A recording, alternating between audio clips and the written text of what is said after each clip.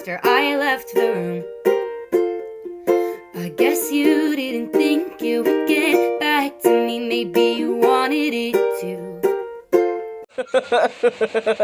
Okay, I can explain. Okay, so we're gonna read a book. It's called Discontinue Loving You. Discontinue Loving You. Alfred X Guy. I'm sorry. This might make you uncomfortable, but I'm sorry. If it does, then leave the video. Okay, let's read it. Okay. Let me shut my door. Alfred Brown made his way to Oliver's bar. He had just left KO at the... Hold up. Hello. I'm gonna do something right now, so yeah. He had just left KO at the comic book store. He put a cigarette into his mouth and blows out the smoke. He did this to calm excuse me. He felt lonely. He hadn't gotten much attention from Yuki lately. As she was writing all day. Sorry, read so long.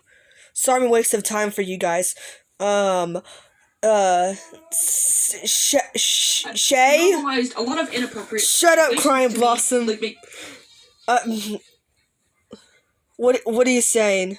In fanfics of consensual actions to sexual desires without saying it. While those fanfics were supposed to be I'm doing something, sorry. They did come off as rapey. I simmed for him, actually. I didn't mean to say shut up. I'm sorry. Okay, so, hold up for a second. Hold up. Okay, and blows out the smoke. He did this to calm down. Already read this part. He felt lonely. He hadn't gotten much attention from. Already read this part.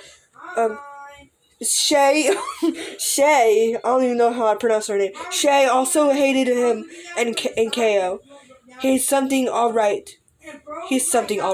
He made his way in the bar. His eye, instantly, you misspelled that actually, catching on someone who was reading the newspaper. Alfred couldn't quite make out his face just yet.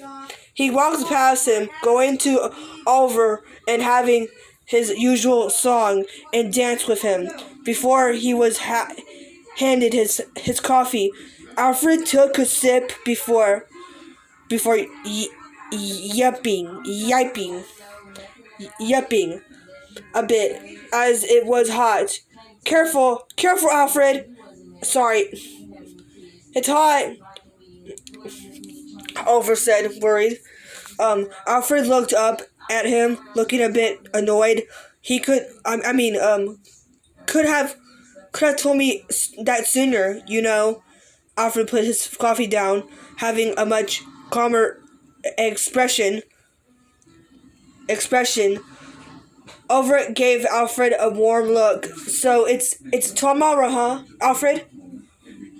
Oliver had a bit of hesitancy. I think. I don't know. I can't read stuff correctly. Excuse me. Yet it was the elephant in the room. Alfred's expression dropped. Yeah, that time where I go to Sunshine Field graveyard. And did you say Sunshine Field? I gotta go. I wish I have Dr. Pepper, actually. Alfred looked behind him while Oliver quickly busied himself. Alfred turned to be faced with the guy from before. He had his coat with his cane propped. Propped against the table. He had a paper with a purple scribble on it.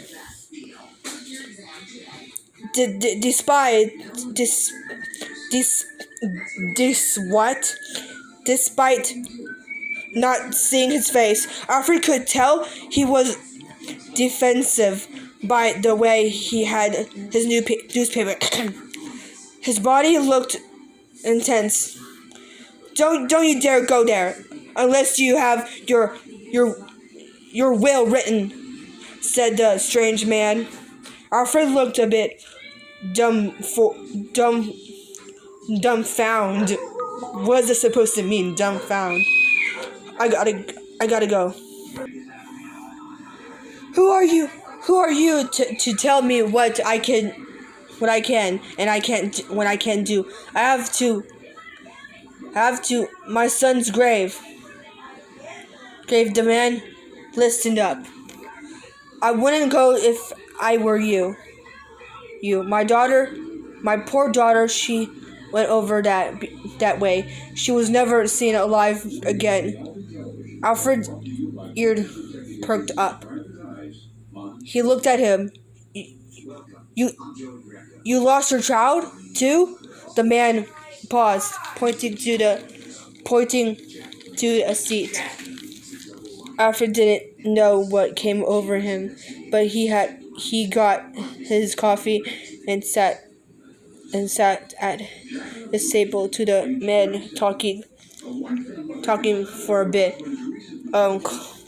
Closely, whatever the heck that word says, each other and having a good time. The man looked over at Alfred. "If you go at Sunshine Field tomorrow morning, stay far away from the hospital." Alfred fucked. I know why. Because like Mystery lives in the hospital. Because like he stays in the hospital with one of these with Jared, I think, because like he has like a pet insect named like Gerald, I think that's what his name is, and yeah.